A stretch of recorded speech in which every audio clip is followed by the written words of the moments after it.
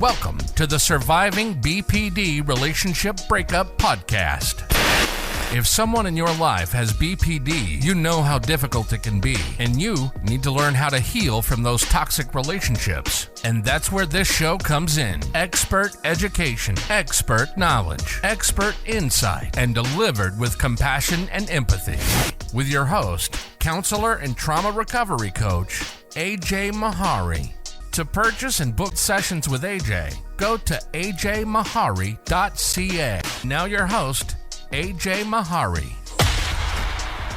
A couple things before we start this episode. I have a website for this podcast, and it's at survivingbpdrelationshipbreakup.com. Interactive website. It's a website is its own feed for the podcast and also for my YouTube channel. So if you'd like to get a lot of the videos that aren't in this podcast, you'd like to check those out, you can do that at survivingbpdrelationshipbreakup.com. I would just like to encourage you to please leave a 5-star rating for this podcast if you find it helpful, to help this podcast keep growing and keep reaching more and more people who could benefit from this content. I get a lot of people with BPD rating it at 1 star because, they have all these problems with what I'm saying, and they think it's horrible and disgusting and all that kind of BPD kind of stuff. This podcast website is survivingbpdrelationshipbreakup.com. And now, let's dive into today's episode. Welcome back to the podcast. In today's episode, I'm going to be talking about how BPD love is a reverse fairy tale. Once upon a time becomes too good to be true. In a traditional fairy tale, love grows over time. In a BPD relationship, the beginning is the climax. You're rapidly idealized and placed on a pedestal. You feel chosen, so seen, so heard, and so desired in ways you've never experienced. It's nothing short of intoxicating. So in this reverse fairy tale context, let me first say, in your average fairy tale, the prince slowly falls for Cinderella. And in a reverse fairy tale, the prince is obsessed with Cinderella in chapter 1, proposes in chapter 2, and says you abandon him by chapter 3. A clarification of inclusion: in the absence of a fairy tale in which a princess gets to choose versus being chosen. So if a prince falls for Cinderella, Cinderella represents humility, innocence, inner beauty despite outer neglect, someone overlooked and mistreated, yet worthy of great love, and a very beautiful woman. The prince in the story sees her true value and, quote, rescues, unquote, her from a life of invisibility and oppression. So then, who would a princess fall in love with if we had one of those fairy tales? I couldn't come up with one off the top of my head for sure. There are fewer classic fairy tales, if there are any, where the princess is the chooser instead of the chosen. But there is a symbolic archetype that mirrors the Cinderella story in reverse. In order to be inclusive and respectful of all of the women out there, more and more of whom are also clients that I work with, going through a lot of the same or similar things with male borderlines as men are going through with female borderlines. Not to say it's all exactly the same and not to compare, but there are an extremely high number of women out there who are going through so much with male borderlines as well as what a lot of men are going through with female borderlines. So to that end, I think that this archetype, being sort of molded here temporarily into a, quote, fairy tale to reverse it, is really important to include, like I said, for women who are going through or have been through and are now in the agony of trying to break the trauma bond with borderline males. That I also include the equivalent of what the princess would do in the context of this explanation of BPD love is a reverse fairy tale, just as the prince falls in love with Cinderella. What's the female side of that? The princess would fall in love with the, quote, beast, unquote, as in Beauty and the Beast. Beauty and the Beast as the reverse parallel, or, quote, a reverse fairy tale of sorts, unquote. Beauty, Belle, is noble in character, much like a princess. The Beast is not outwardly lovable. He is wounded, guarded, and isolated, but deep down longs to be loved and understood. She sees beneath the harsh exterior to the hurting soul. This doesn't really come to fruition in real life. She believes her love can transform him. This is the emotional equivalent of the Prince-Cinderella dynamic, just reversed. The prince rescues the wounded girl, Cinderella. The princess tries to heal the wounded man, the Beast. In real life, especially in BPD dynamics, this is exactly the fantasy that many women fall into, as do many men. And as women fall into this, if I love him, he'll change. If I stay, he'll see his worth. I can be the one who heals him and changes him and fixes him. But in real life, the beast doesn't always transform. More often than not, in borderline personality disorder, so the male borderline, he devours. And so for men in this, you can identify with the fairy tale of the prince that falls for Cinderella. And of course, this is a reverse fairy tale when it comes to BPD love, whatever that actually means. And also, the princess would fall in love with the beast, not because he's safe, but because she sees his potential and believes her love can bring out his prince. And that's just the same as how the prince rescues and sees all of this potential in Cinderella is sort of the male version of this scenario in what I'm describing as BPD love is a reverse fairy tale. Because was Cinderella really too good to be true? Well, yes. Cinderella is a beautiful fantasy. Cinderella had beauty. But Cinderella was a beautiful fantasy that can distort how we think about love and worth. Why? She never asserts herself. She quietly endures. Her goodness is proven through suffering, not boundaries. In other words, martyrdom. She's chosen because she's beautiful, pure, and passive. The prince rescues her without truly knowing her. It teaches this really unhealthy lesson, and it's lived out this way for many men with borderline women.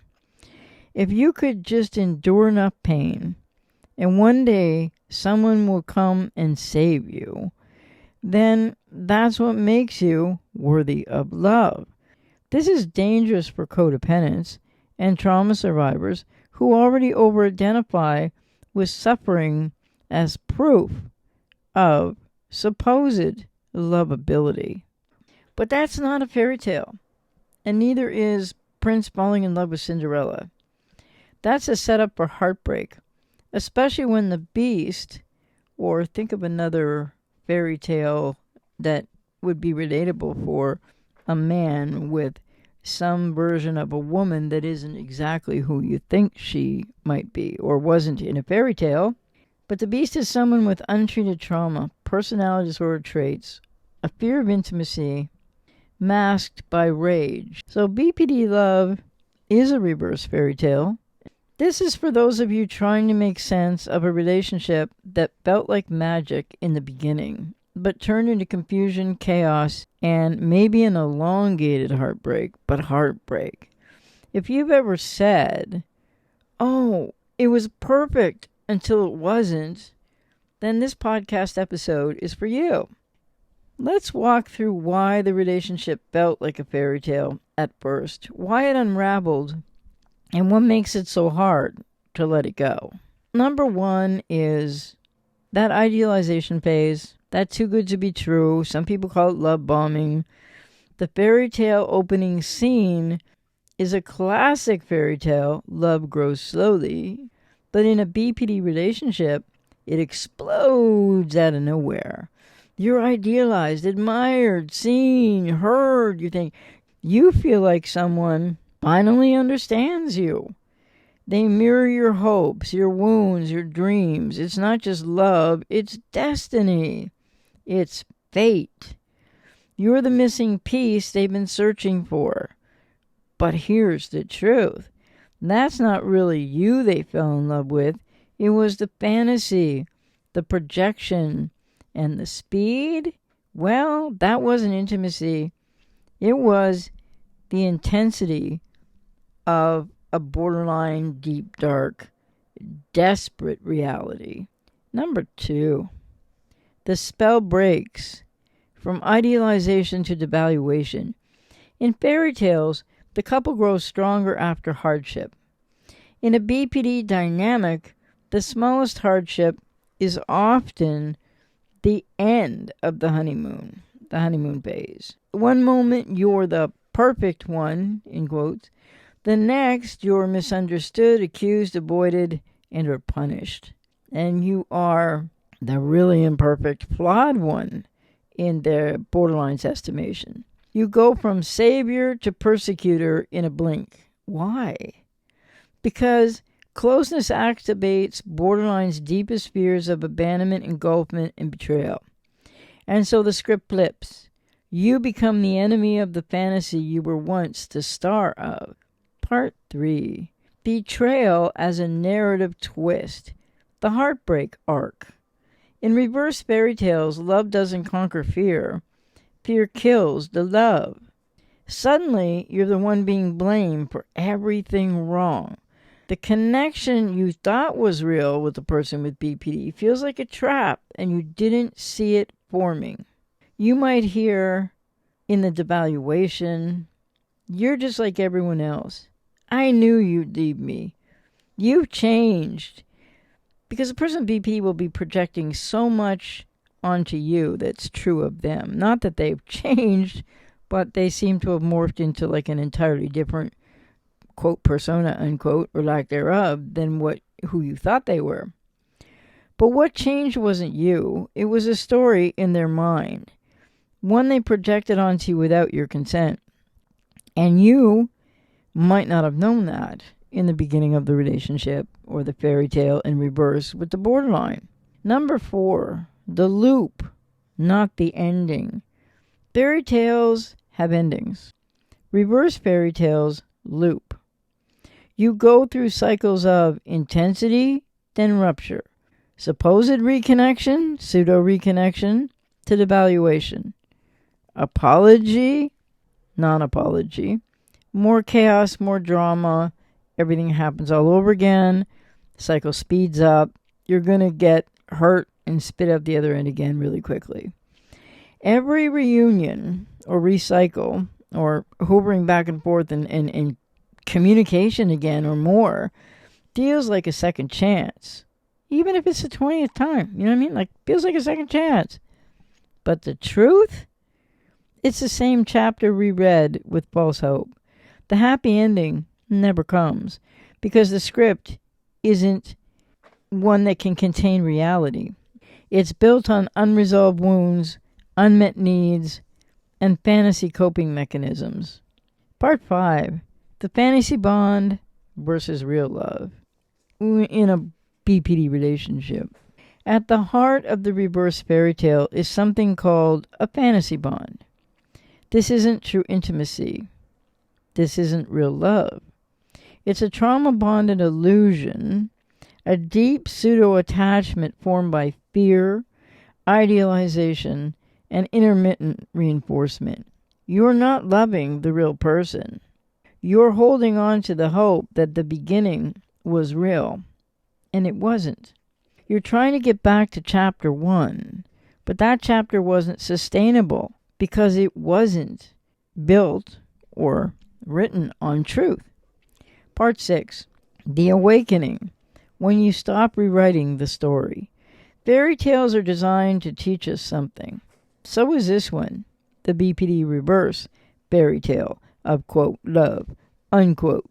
The lesson isn't about fixing them or chasing the high again of the intermittent reinforcement. It's about waking up to your own story, your own unmet needs, your own longing to be loved without being consumed, devoured, or discarded.